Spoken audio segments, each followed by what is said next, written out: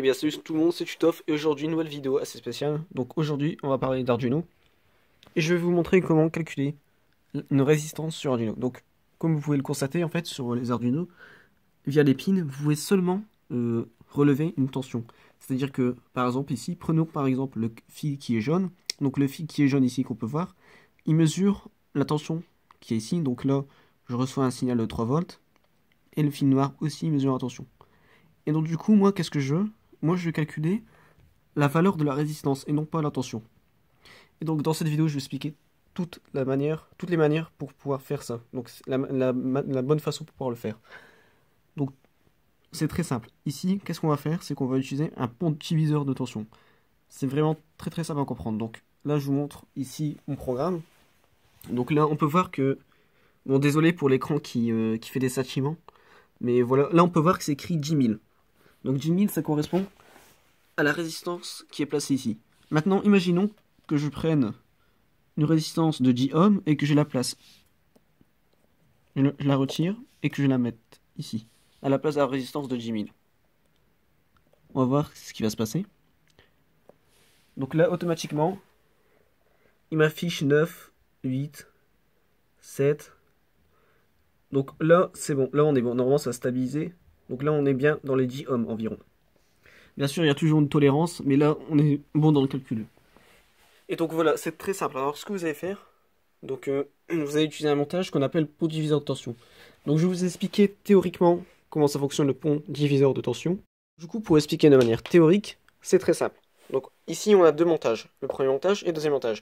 Donc vous pourrez vous dire que pour calculer une résistance sur Arduino, il suffirait tout simplement de brancher un fil et de récupérer la résistance.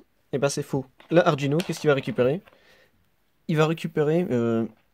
donc là, vu que c'est un fil, il va récupérer 0 volts. Si le fil, vous le branchez ici, il va récupérer 12 volts.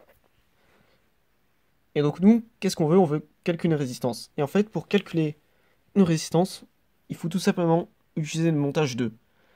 Donc c'est ce qu'on appelle en électronique un pont diviseur de tension. C'est ce montage-là. Donc pour cela, en fait, c'est très simple. En gros, on va tout simplement appliquer purement et bêtement une formule mathématique. Donc là, on a notre montage. Et en fait, ici, ce sera notre résistance inconnue. Donc notre résistance inconnue, ça correspond à la résistance R1. La résistance R2, elle est connue. En l'occurrence, ici dans notre montage, j'ai choisi comme résistance R2. Donc là, on peut voir dans ma formule que j'ai appliquée. On voit pas très bien. Donc ici, dans mon schéma électrique, ma résistance R2, elle est de 100 ohms. Donc j'ai choisi 100 ohms, vous choisissez ce que vous voulez. Et en gros, ça va tout simplement permettre de pouvoir appliquer la formule mathématique pour calculer votre résistance R1. Et donc du coup... Donc voilà, en fait, pour établir la formule mathématique, c'est très simple. On utilise les formules d'activité des tensions en électronique et la loi d'Ohm. Et normalement, vous utilisez toutes ces équations, vous faites R1 est égal à ça, et normalement vous trouvez le calcul. Bon, ça c'est autre chose, mais voilà. Donc du coup, on va revenir sur notre Arduino à nous. Et donc là, en fait, c'est la même chose, c'est exactement la même chose. Donc là, ma résistance inconnue, c'est celle-ci, comme je vous ai montré précédemment dans la vidéo. Et la résistance connue, c'est celle-ci. Et en gros, on va tout simplement, purement et bêtement appliquer la formule. Et pour cela, on va utiliser un programme informatique. Donc bien sûr, vous branchez les pins. Donc là, vous pouvez le voir.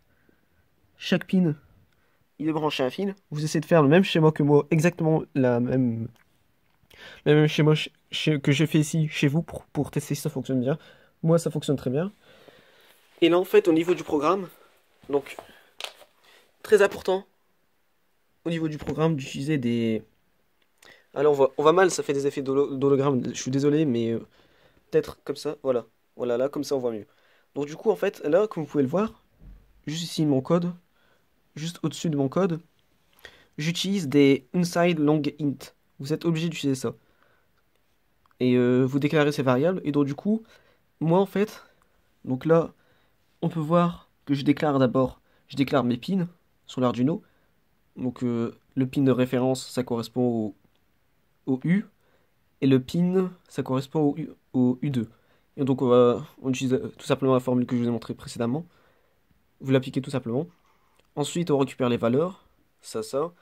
Et ensuite, pour calculer ma résistance, j'utilise tout simplement une formule qui s'appelle calcul de la résistance que j'ai créée. On peut la voir juste au-dessus, c'est celle-ci la formule. Et en réalité, qu'est-ce qu'elle fait la formule? Elle fait la différence entre valref moins val, multiplié par notre résistance. Donc ici, on a choisi une résistance connue de 100 ohms. Ensuite, on retourne le résultat divisé par val. Donc on divise tout simplement. Ici, comme dans notre formule, on divise tout simplement par U2. Val, en fait, ça correspond à la tension U2. Donc celle-ci. Et moi, ici dans mon Arduino, ça correspond tout simplement au fil noir qui est ici. Donc ça, c'est U2. Et normalement, automatiquement, et ben, ensuite, on fait un serial print ln. Et normalement, ça va l'afficher au niveau de la commande.